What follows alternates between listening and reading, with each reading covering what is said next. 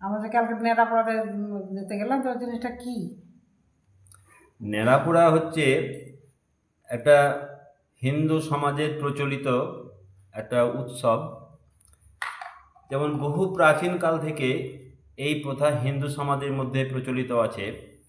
সেটা হচ্ছে দোল উৎসব। এই ফাল্গুনী পূর্ণিমার আগের দিন, অর্থাৎ দোলের আগের দিন সন্ধ্যার সময় কচিকাঁচারা মেতে ওঠে ন্যাড়াপোড়া উৎসবে। তাদের মুখে উচ্চারিত হয়, আজ আমাদের ন্যাড়াপোড়া, কাল আমাদের দোল, পূর্ণিমাতে চাঁদ উঠেছে, বল হরি বল। আবার অনেকে এটাকে বুড়ির বাড়িও বলে থাকেন। সেটা যাই হোক না কেন, এটার পিছনে কিন্তু আছে একটা পৌরাণিক গল্প।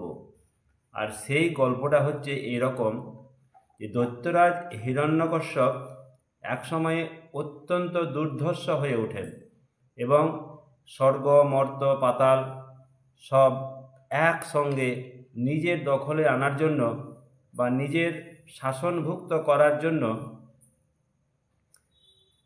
ব্রহ্মার তপস্যায় রত হলেন। দীর্ঘদিন গভীর তপস্যায় মগ্ন হওয়ার পূর্বে সকল মর্তবাসীকে দেবতা পূজায় বিরত থাকতে বলেন।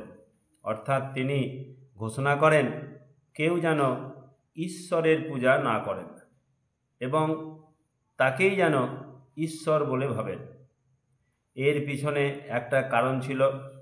কারণটা হলো এই যে তিনি ব্রহ্মার কাছে 5টি বিশেষ বর প্রাপ্ত হন। সেই বরগুলি ছিল, তিনি অগ্নি, জল, অন্তরিক্ষ বা অস্ত্র বা শস্ত্রের দ্বারা মারা যাবেন না। অর্থাৎ তিনি কোনো ঘরের ভিতরে বা বাইরে মারা যাবেন না, আবার আকাশেও মারা যাবেন না, আবার কোনো অস্ত্র বা বিশেষ কোনো শস্ত্রের দ্বারাও তিনি মারা যাবেন না। এমনকি তিনি দিনে বা রাত্রে কোনো সময়েই মারা যাবেন না।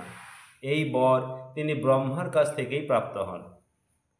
পৃথিবীর সাধারণ মানুষ তো তাকে অত্যন্ত ভয় পেতে আরম্ভ করল, কিন্তু তার নিজের পুত্র প্রহ্লাদ, যে ভগবান বিষ্ণুর প্রধান ভক্ত, হিরণ্যকশ্যপ প্রহ্লাদকে নানা রকম চেষ্টা করেও বিষ্ণু নামগান থেকে বিরত করতে পারলেন না।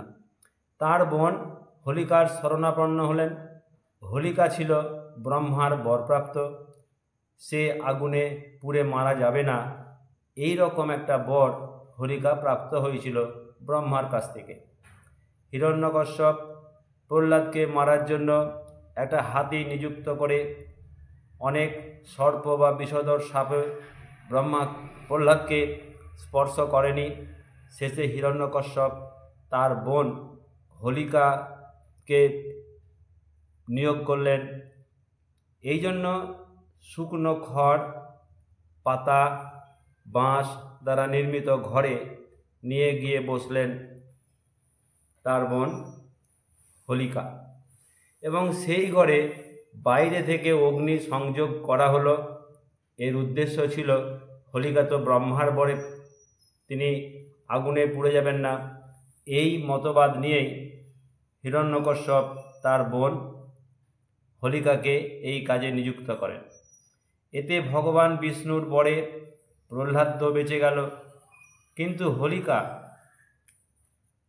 পাপ কাজে ব্রতী হওয়ার কারণে ওই ঘরেই আগুনে পুড়ে মারা যায়। আর এখান থেকেই সৃষ্টি হয় হোলিকা দহন উৎসব। এই উৎসবের দ্বারা অন্যায় এবং অত্যাচারের হাত থেকে, পাপ ও পাপাত্মার হাত থেকে মুক্তি পেতে এই উৎসব